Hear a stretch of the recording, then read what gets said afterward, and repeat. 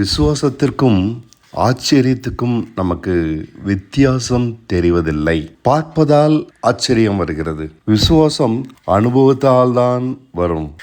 நம்முடைய ரட்சிப்பின் முக்கியமான பகுதி இது. உண்மையை பார்க்கும்போதுதான் விசுவாசம் வரும். அதுவரை நாம் விசுவாசிப்பதாக நினைப்பதெல்லாம் ஆச்சரியமே ஒழிய விசுவாசம் இல்லை. விசுவாசம் என்பது பூரணமான ஒன்று. அது எதிர்க்கும், பொய்யை அழிக்கும். பொய்யை பார்த்து கொண்டு சும்மா இராது. கோலியாத்தா என்று பலர் பயந்து விலகினாலும் தைரியமாய் முன் சென்று எளிதாய் அவனை அழிக்கும். இயேசுவை பற்றி கேள்விப்பட்டு நாம் ஆச்சரியம்தான் படுகிறோம். அது சம்பந்தமாக படித்து அறிந்து கொள்ள இந்த ஆச்சரியம் பெருகுகிறது. வேதம் படிக்க படிக்க இன்னும் ஆச்சரியம் பெருகுகிறது. ஆனால் அவர் சொன்னபடி நம்மிடம் பாவ சரீரம் இல்லாமல் போவதை கண்டபின் தான் விசுவாசிக்கிறோம். அதுவரை இந்த ஆச்சரியமே விசுவாசமாக நினைத்து கொண்டு இருக்கிறோம். இந்த ஆச்சரியம் எதையும் எதிர்க்காது, பொய்யை அழிக்காது.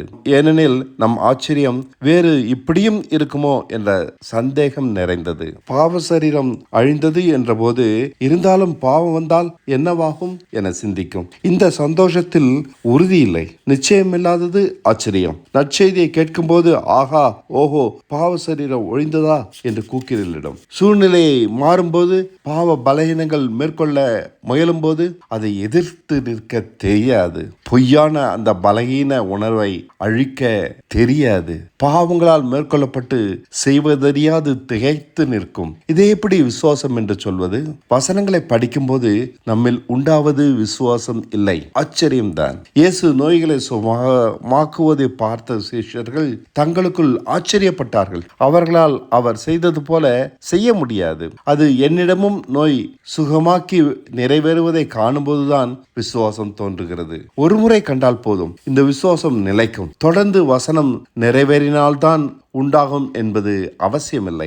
அதன் பின் நாம் எளிதாக தைரியமாக விசுவாசத்தில் நிற்க முடிகிறது. கிறிஸ்தவத்தில் பெரும்பாலோர் விசுவாசிக்காமல் தன் ஆச்சரியத்தையே விசுவாசமாக நினைக்கின்றனர். விசுவாசம் உண்டாக ஒருவன் வசனம் தன்னில் எவ்வளவு நிறைவேறி இருக்கிறது என்று கண்டால் போதும். நோய் சுகமாக வசனம் நிறைவேறிந்தால் அவனால் நோய் சுகமாக மட்டுமே விசுவாசிக்க முடியும். பிசாசு விரட்டும் அனுபவத்தால் மற்றொருவனிடம் இதற்கான அளவு விசுவாசமே செயல்படும். வறுமையில் பாடுகளை ஏற்க விசுவாசிக்கிறவனிடம் வாழ்க்கை சங்கடங்களை தியாகத்தோடு தைரியமாய் தாங்கிக் கொள்ள விசுவாசம் இருக்கும். வசனம் நம்மிடம் எந்த விதத்தில் நிறைவேறியதோ அந்த அளவில் மட்டுமே நம்மில் விசுவாசம் செயல்படுகிறது.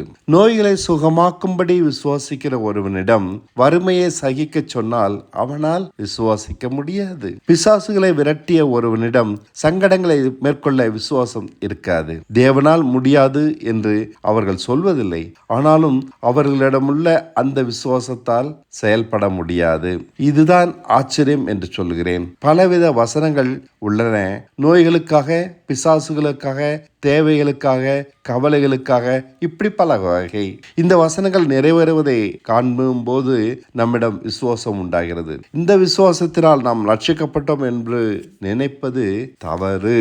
அதற்கு ஒரு வசனம் இருக்கிறது. அதை விசுவாசிக்க நாம் நீதிமானாகி பரிசுத்தமாகி ரட்சிக்கப்படுவோம். இந்த வசனத்தையும் எந்த வசனத்தையும் பற்றி கொண்டு விசுவாசிக்கிற ஒருவனிடம் அந்த வசனம் நிறைவேறுகிறது. அதனால் தேவன் அவனிடம் பிரியமாக இருக்கிறார் என்று நினைக்கிறோம். அது தவறு. அதற்கு சத்தியமான வசனம் ஒன்று இருக்கிறது. அதை விசுவாசித்தால் தான் நாம் நீதிமானாகி அதனால் தேவனை பிரியப்படுத்தலாம். வசனம் எல்லாம் சத்தியமாகாது. சத்தியம் விசுவாசத்தை கொண்டு தேவ செயலாக நம்மை மாற்றும். சகலவிதமான விசுவாசமும் சத்தியத்தை விசுவாசிக்க நமக்கு கொடுக்கப்பட்டிருக்கிற ட்ரெய்னிங் ஆகும். நம்மில் எல்லா வசனமும் நிறைவேற விசுவாசம் உண்டு.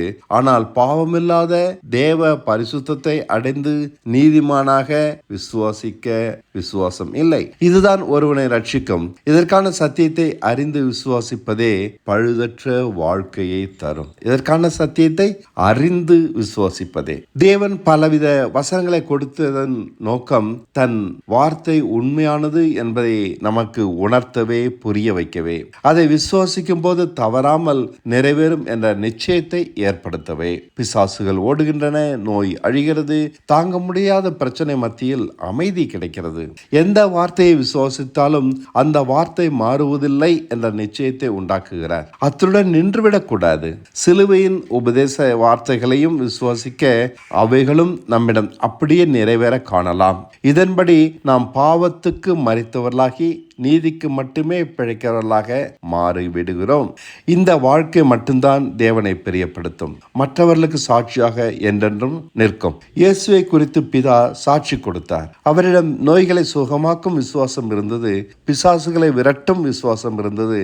இதனால் பிதா, இதோ என் நேசகுமாரன், இவரிடம் பிரியமாய் இருக்கிறேன் என்று சாட்சி கொடுக்கவில்லை. விசுவாசத்தினால் நீதிமானாகி பழுதின்றி நடந்தார். அந்த வாழ்க்கையை குறித்து சாட்சி கொடுக்கிறார். இயேசுவின் சாட்சியை பார்த்து நாம் ஆச்சரியப்படுகிறோம். இப்படி நம்மை போல மாம்சத்தில் வந்த ஒருவர் வாழ முடியுமா என்று. அதனால் அவரை பற்றி படிக்கிறோம், துதிக்கிறோம், பாடுகிறோம், தொழுகிறோம். இது விசுவாசம் இல்லை.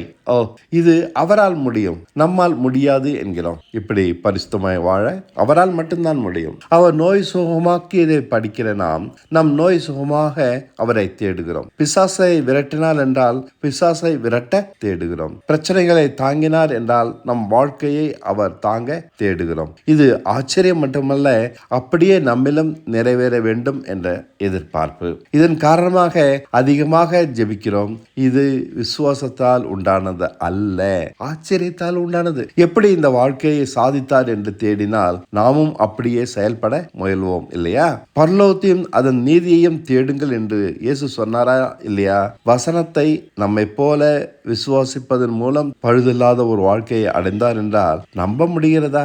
நம்மிலும் அதே வாழ்க்கையை இந்த வசனங்கள் உண்டாக்கும். அதுவே நம்மை ரட்சித்து அவருக்கு சாட்சியாக்கும். தேடுங்கள் என்பது இதைத்தான் சொன்னார். அவர் வாழ்ந்தார் என்று புகழ்ந்தால் பத்தாது, நாமும் வாழ வேண்டும். பிசாசை அவர் ஜெயித்தார் என்று முழக்கமிட்டால் போதாது, பிசாசை அவரை போல நாமும் ஜெயிக்க வேண்டும். அவரை பார்த்து ஆச்சரியப்படுவதால் நாம் எந்த விதத்திலும் ஒன்றும் அடைய போவதில்லை. இயேசு தண்ணீரில் நடக்க கண்ட பேதுரு தண்ணீரில் இறங்கி நடக்க விரும்பினான். அவனை மட்டும் அவர் நடக்க அழைத்தார். பாருங்கள், மற்ற சீஷர்கள் அவர் தண்ணீரில் நடப்பதை கண்டு ஆச்சரியப்பட்டு அமைதியாக படகில் அமர்ந்து இருந்தனர். அவர்களை அவரும் அப்படியே இருக்க விட்டு விட்டார். அவர்களை அவர் கூப்பிடவில்லை. நாம் அவரை பார்த்து ஆச்சரியப்பட்டு துதிப்பதால் ஒன்றும் நடக்காது, நம் வாழ்க்கை மாறாது. அவரை பார்த்து தன்னால் ஏன் நடக்க முடியாது என்று பேதுருவும் சிந்தித்தான். இந்த கேள்விதான் விசுவாசம். அப்போது அவர் அவனை இறங்கி வா என அழைக்க தண்ணீரின் மேல் அவரை போல அவனும் நடந்தான். விசுவாசிக்கிற ஒருவனுக்கே தேவன் உதவுகிறார்.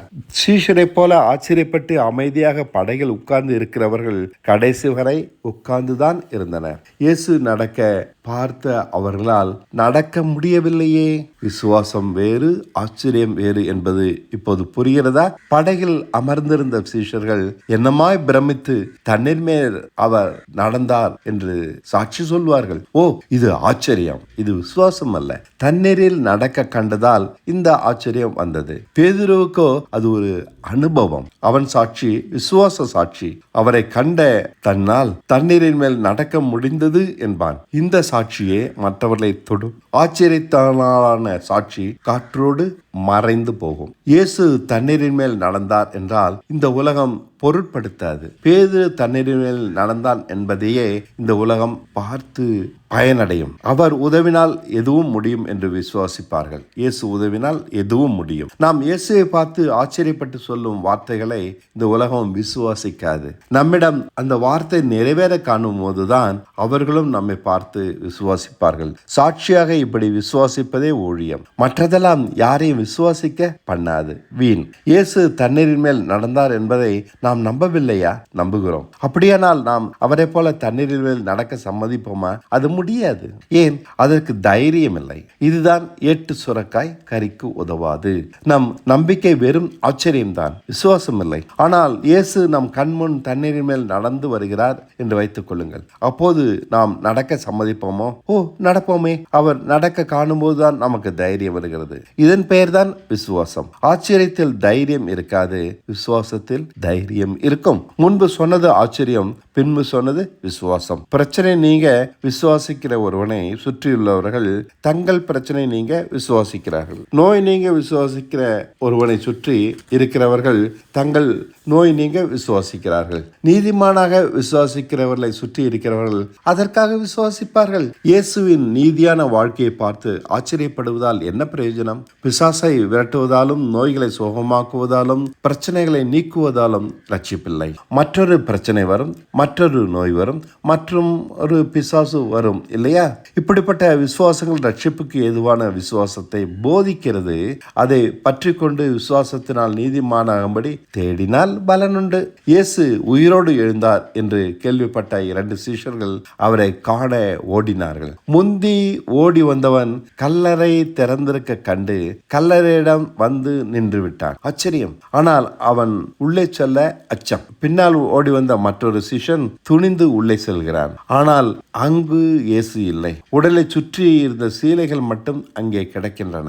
அதை கண்டு அவன் நிற்கிறான். அவனுக்கும் ஆச்சரியம்தான். யோவான் 20:1-8 வரை. அவன் உள்ளே சென்றதை கண்ட முதல் சீஷன் தானும் பின் சென்று அவர் தலை சீலை மட்டும் அழகாக சுற்றி வைத்திருப்பதை கண்டு விசுவாசிக்கிறான். அவர் உயிரோடு எழுந்தார் என்பதற்கு இதுதான் ஆதாரம். அவர் உயிர் தேழாவிட்டால் தலைச்சீலை இப்படி தனியாக சுற்றி வைத்திருக்க மாட்டார்கள். இந்த உண்மையை கண்ட பின்பே விசுவாசம் அவர்களுக்கு வருகிறது. அதுவரை ஆச்சரியப்பட்டார்கள். வேறு எந்த விதத்திலும் இருக்கலாமே என்ற சந்தேகம் தலைச்சீலையை பார்த்த பின்பு தீர்ந்து விட்டது. இனி சந்தேகம் இல்லை, உறுதி பிறக்கிறது. அவர் உயிர் தெழுந்து விட்டார். நம் நம்பிக்கையில் சந்தேகம் இருக்கிறவரை அது விசுவாசம் ஆகாது. அதை நம்பலாம், பாராட்டலாம், அறிக்கையிடலாம், பிரசங்கிக்கலாம், பிறருக்கு போதிக்கலாம். ஆனால் சந்தேகம் அந்தரங்கமானது.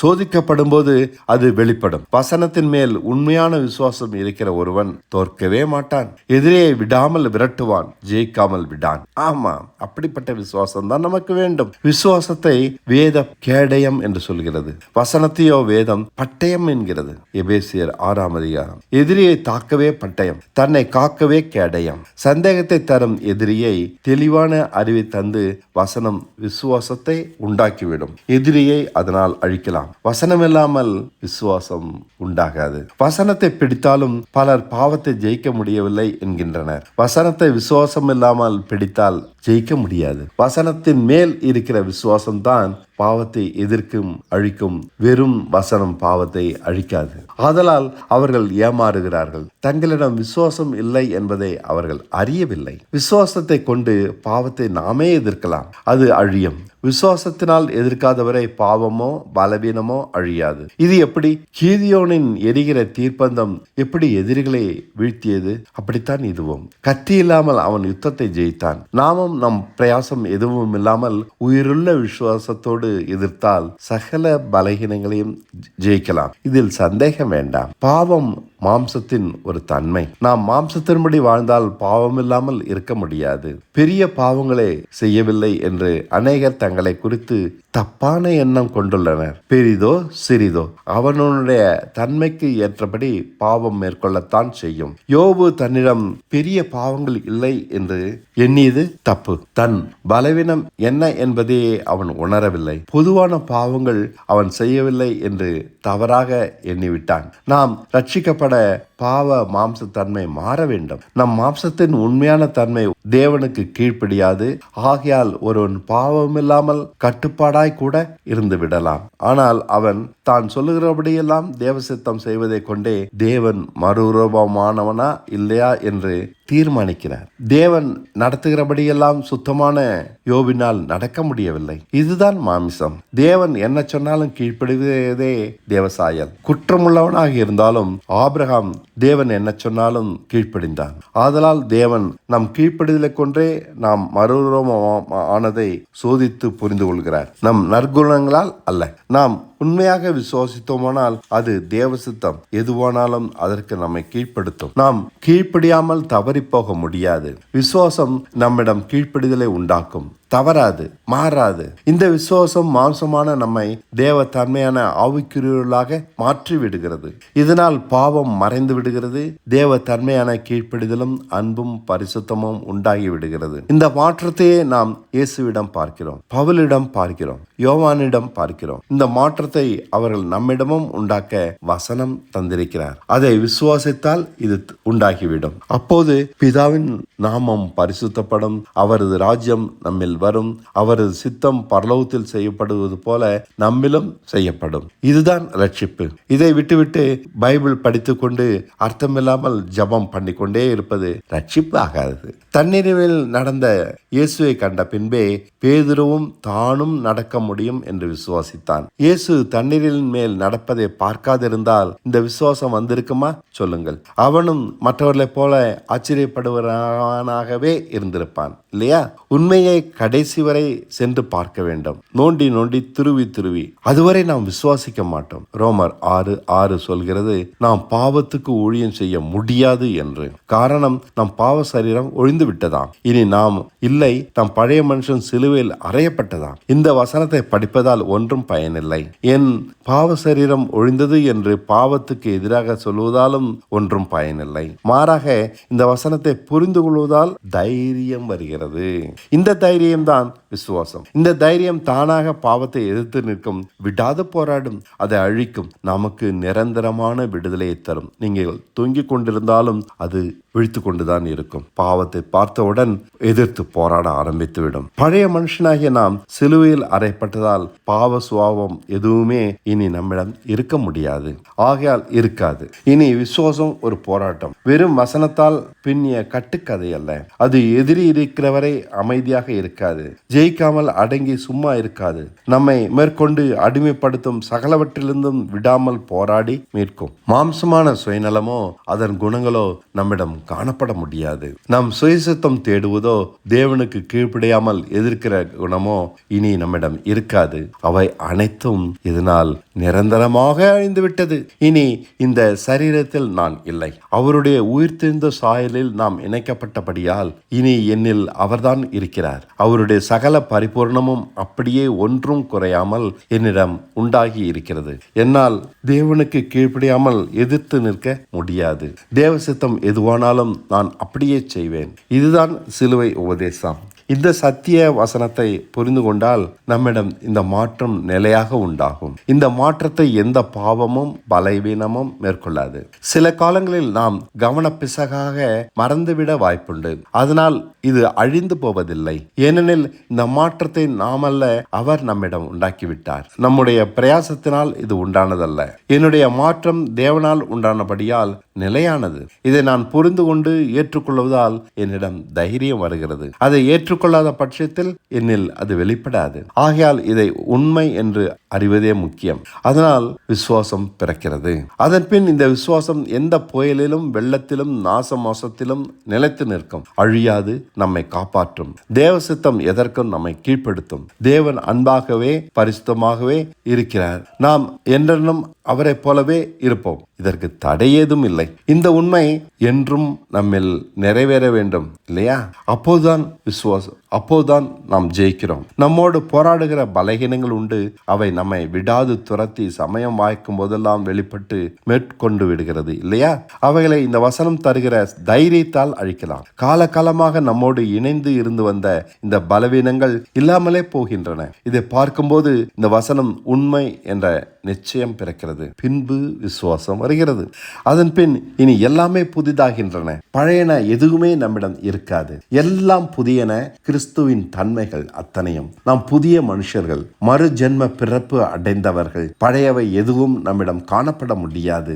ஆகையால் காணப்படக்கூடாது. முன்பு நாம் மாம்சத்துக்குரியவர்கள், இப்போது ஆவிக்குரியவர்கள். முன்பு நாம் சுயநலவாதி, இப்போது தேவனை நேசிக்கிறவர்கள், அவருக்காக வாழ்கிறவர்கள். முன்பு நாம் நம் சித்தம் செய்கிறவர்கள், நம் சித்தம் செய்யப்படாவிட்டால் கவலைப்படுகிறவர்கள். இப்போது நாம் அவர் சித்தம் மட்டுமே செய்கிறவர்கள். நம் சித்தம் எதையும் நிறைவேறாவிட்டாலும் தைரியமாக விசுவாசமாக விட்டு கொடுக்கிறவர்கள், காத்திருக்கிறவர்கள். லாபமோ நஷ்டமோ நன்மையோ தீமையோ அவர் காண்பிக்கிறபடி போவோம். இயேசுவை போலத்தான் சிலுவை சுமக்கிற வாழ்க்கை இது. நம் பலத்தையும் ஞானத்தையும் பணத்தையும் வசதியை செல்வாக்கையும் நம்பாமல் அவரை மட்டும் நம்பி பரிசுத்தமாகி நீதியாய் நடக்கிற வாழ்க்கை இது. இந்த மாற்றம் ஜபத்தினால் வரவில்லை, வசனத்தினால் உண்டானது. விசுவாசம் அதை நம்மிடம் ஏற்படுத்தி விடுகிறது. வசனம் இல்லாமல் விசுவாசம் இல்லை. பலர் வசனத்தை ஆதாரமாக வைத்துக் கொள்ளாமல் ஜபத்தை ஆதாரமாக வைத்துக் கொண்டு அதை விசுவாசம் என்று நினைக்கிறார்கள். என்னால் முடியவில்லை என தேவனை நோக்கி கூப்பிட நம்மோடு போராடுகிற சில பாவங்கள் தான் நீங்குகிறது.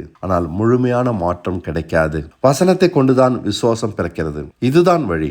எந்த சபைக்கு போகிறோமோ அந்த சபையின் போதனையை விசுவாசிப்பது என்று ஒன்று இருக்கிறது. அது மதியினமானது. அந்த போதனையின்படி நாம் நடக்கலாம். அப்போதுதான் அந்த சபை நம்மை ஒத்துக்கொள்ளும். ஆனால் எந்த சபையும் நம்மை மாற்றுகிற சிலுவை உபதேச வசனங்களை சபை போதனையாக வைத்திருக்கவில்லை.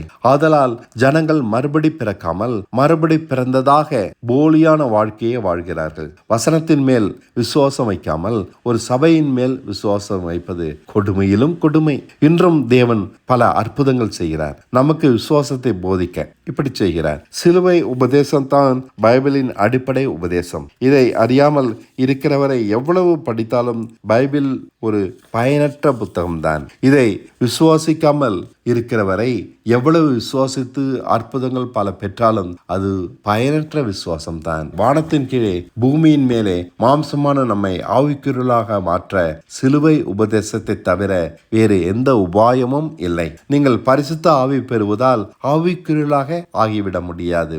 வரங்கள் நம் அடிப்படை இயல்பை மாற்றுவதில்லை. கடும் ஜெபங்கள், உபவாசங்கள், வேத அறிவு, வேத பட்டங்கள், ஆராய்ச்சிகள் எதுவும் நம்மை மாற்றாது.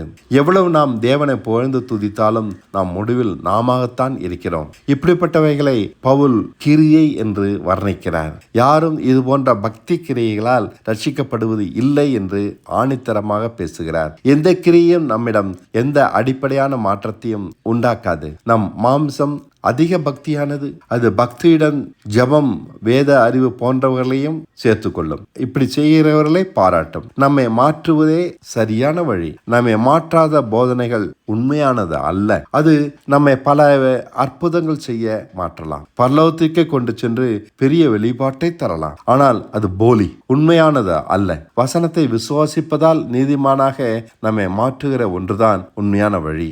அதை எந்த சபையும் போதிக்காமல் இருக்கலாம், பலர் புறக்கணித்து இருக்கலாம். அதனால் அது பொய்யாகி விடாது. நம்மை மாற்றுகிற ஒன்றுதான் உண்மையை காண்பிக்கும் அடையாளம். அதுதான் பாதுகாப்பு. உணர்ச்சி வேறு, அறிவு வேறு. ஜெபம் பண்ணினால் ஒரு தெய்வீக உணர்ச்சி கிடைக்கிறது. அது போலி. அந்த உணர்வினால் நாம் பரிசுத்தமாக மாறிவிட்டதாக நினைக்கிறோம். தேவன் அழியும் உணர்ச்சிக்கு இடம் கொடாமல் என்றும் மாறாத அறிவை விரும்புகிறார். வசனம் அறிவை தருகிறது. நம் பாவ சரீரம் ஒழிந்துவிட்டது என்பது ஒரு அறிவு. பாவத்துக்கு இனி ஊழியம் செய்ய முடியாது என்பது அதனால் வரும் வாக்குத்தத்தம். பழைய மனுஷன் சிலுவையில் அறையப்பட்டான் என்பது அதை உறுதி செய்யும் ஆதார சத்தியம். இந்த அறிவு நாம் சாகும் வரை நம்மில் இருக்கும், மாறாது. இந்த அறிவு நம்மிடம் இடைவிடாமல் விசுவாசத்தை உண்டாக்கும். ஒருபோதும் அணையாமல் இந்த தீர்ப்பந்தம் நமக்குள் எரிந்து கொண்டே இருக்கும். தடுமாறுகிற போதெல்லாம் இது நமக்கு வழிகாட்டி தைரியம் தந்து நடத்தும். நாம் உணர்ச்சியை சார்ந்து கொள்வதால் நாம் விசுவாசிப்பது போல நினைக்கிறோம். இல்லை, நம்மிடம் பலவீனங்கள் மேற்கொள்ள விட்டுவிடுகிறோம். சந்தேகங்கள் வருகின்றன, சுயசித்தம் செய்கிறோம். நம்மிடம் உண்டான மாற்றம் நிலையாக இருப்பதில்லை. அம்போவென்று எல்லாவற்றையும் இழந்து விடுகிறோம். பாவங்கள் தொடர்கின்றன, கவலைகள் உருக்குகின்றன, தைரியம் இழந்து விடுகிறோம். ஏன்? இந்த சிலுவை பற்றிய வசனம் தருகிற சத்திய அறிவை சார்ந்து கொள்ளாததே காரணம். இருள் நம்மை சுற்றி கொள்கிறது. இதுவும் சரியல்ல. வசனத்தை விட்டுவிட்டு நாம் விசுவாசிக்க முடியாது. ஒருவேளை மறக்கலாம், ஆனால் விடக்கூடாது. அதை தொடர்ந்து நினைவுபடுத்தவே அவருடைய மரணத்தை நினைவு கூறுங்கள் என்றார் இயேசு. அவர் சிலுவையில் அறையப்பட்டு பாடுபட்டார் என்று பரிதாபப்பட வேண்டும், அழ வேண்டும் என்று அவர் சொல்லவில்லை. வசனத்தை மறப்பதால் நாம் விசுவாசம் மங்கிவிடும் என்பதால் அவர் அப்படி சொன்னார். அது எப்போதும் கொழுந்துவிட்டு எரிந்து கொண்டே இருக்க வேண்டும். அதனால் நம் சுயசுத்தம் செய்வது கவலை போன்ற மாம்சத்தின் கிரியிலிருந்து காக்கப்படுவோம். அது தருகிற வெளிச்சத்தில் நடக்க நம் இருள் நீங்கி எப்போதும் ஆரோக்கியமாக நம்மை அது காக்கிறது. ஆகையால் அவர் மரணத்தினால் நாம் அடைந்த பலன்களை நினைவு கூறவே இதை செய்யுங்கள் என்றார். பாரம்பரியம் சகலவற்றையும் அர்த்தமற்றதாக்கி விடுகிறது. சிலுவையை பயனற்றதாக்கி விட்டது. பாரம்பரியங்கள் பாதாளம். அதை நம்புகிற யாரும் வெளியே வர மாட்டார்கள். சத்தியத்தை அறிகிற அறிவுதான் விசுவாசத்தை கொடுக்கும். அந்த சத்திய அறிவுதான் நம்மை முழுமையாக மாற்றி நிரந்தரமான மாற்றத்தை உண்டாக்கும். சிலுவையின் உபதேசம்தான் சத்தியம். அதை விட்டுவிட்டால் வேறு சத்தியம் என்று சொல்ல வேதத்தில் ஒன்றுமில்லை. சிலுவை உபதேசத்தை அறியாமல் நாம் விசுவாசிக்கிறோம் என்று நினைப்பது மாயையே. நாம் இயேசுவை விசுவாசிக்க சத்திய அறிவு வேண்டும். வேதம் விவரிக்கிறபடி அவரை அறிந்து விசுவாசிப்பதே அவரை விசுவாசிப்பதாகும். மற்றபடி நாம் அவரை மேல் வைத்திருக்கிறது வெறும் வாஞ்சையே. இது அவர் செய்கிற அற்புதங்களை பற்றி ஆச்சரியத்தினால் உண்டானது. அவருடைய பாடுகளை அறிவதால் வரும் பரிதாபத்தினால் உண்டாவது. இது நம்மை விடுவிக்காது. விசுவாசம் வேறு, ஆச்சரியம் வேறு. விளக்கு தரும் ஒளி வேறு, ஜிகினா பேப்பர் தரும் ஒளி வேறு. ஜிகினா பேப்பர் சுயமாய் பிரகாசிக்காது. அது தரும் வெளிச்சத்தில் நாம் படிக்கவோ வேறு வேலை செய்யவோ முடியாது. அதற்கு அது போதுமாக இருக்காது. விளக்கு தன்னிலிருந்தே வெளிச்சத்தை கொடுக்கும். ஜிகினா பேப்பர் போல அது பிரகாசிக்க வேறொரு ஒளி தேவையில்லை. நமக்குள் தோன்றுகிற விசுவாசமும் அப்படித்தான். அது எரிந்து நமக்கு வழிகாட்டி கொண்டே இருக்கும். அது நம்மோடு நில்லாமல் பலருக்கும் வழிகாட்டும். ஜிகினா எரிவதில்லை, அதன் ஒளி நிலைப்பதில்லை, அதன் பிரகாசம் நிலையற்றது. இருப்பினும் தன்னை ஒளியாக பாவித்து ஒளிரும். என்ன செய்ய? இதுதான் ஆச்சரியத்துக்கும் விசுவாசத்துக்கும் உள்ள வித்தியாசம். நம் ஒளி ஜிகினாவா விளக்கா என்று அறிவதே முக்கியம். விசுவாசம் நம்மை மாற்றும். அது வசனத்தினால் பிறந்தாலும் அது வெறும் வசனம் அல்ல. அந்த வசனம் தரும் மாறாத அனுபவம். அது நம்மை மாற்றியதால் உண்டானது. நம் மாற்றத்தை காப்பது, பாவத்தை அழிப்பது, மாறாத நிலையான ஒன்று. வசனத்தை அறியும் அறிவை சார்ந்தது. விசுவாசத்தினால் தைரியம் வரும், ஆச்சரியத்தால் தைரியம் வராது. ஆச்சரியம் அதுவும் பலவித வசனங்களை ஒப்புவிக்கும். அதனால் வரும் மாற்றம் நிலையானது அல்ல. ஒளி இருக்கிறவரை ஜிகினா பிரகாசிப்பது போல உற்சாகம் இருக்கிறவரை அது பிரகாசிக்கும். அல்லது யாரை சார்ந்திருக்கிறோமோ அவர்கள் இருக்கிறவரை பிரகாசிக்கும். என்னிடமிருந்து அதன் ஒளி வரவில்லை, தான் எரிவதால் இது ஒளிரவில்லை, மற்ற ஆதாரமே இதன் ஒளிக்கு காரணம். சரி, என்ன செய்யலாம்? சத்தியமாகிய சிலுவை வசனம் நிறைவேற அதை தேடுவோம். அப்போது மெய்யாகவே நாமும் விசுவாசிக்கலாம். பேதுரை போல நடந்து அனுபவிக்கலாம். தேவன் தரும் பரிசுத்த வாழ்க்கையும் தண்ணீரில் நடப்பது போலத்தான். அவர் சொன்னதால் இது முடியும் என்று வசனத்தை நம்பி நடப்பதால் பரிசுத்தம் சாத்தியமாகிறது. தேடாததே காரணம். ஆச்சரியத்தோடு நின்றுவிட்டோம். சபைக்கு போய் ஜெபம் பண்ணுவதாலும் தேடுவதாகாது. உண்மை எது, பொய் எது என்று பிரித்து ஆராய்வதே தேடுவதாகும். கல்லறைக்கு ஓடின சீஷர்கள் போல உண்மையை காணுவரை தேட வேண்டும். நம்மில் தெய்வீக மாற்றம் நிலையான உண்டாகுவதும் வரை தேட வேண்டும். உண்மைதான் பாதுகாப்பு. அதை கண்டறியும் வரை பொய் தன்னை உண்மையினே நிரூபித்து காண்பித்து கொண்டே இருக்கும். தேவ சாயலாகாதவரை திருப்தி அடையாமல் தேடினால்தான் நாமும் உண்மையை கண்டடையலாம். இதில் சந்தேகமில்லை.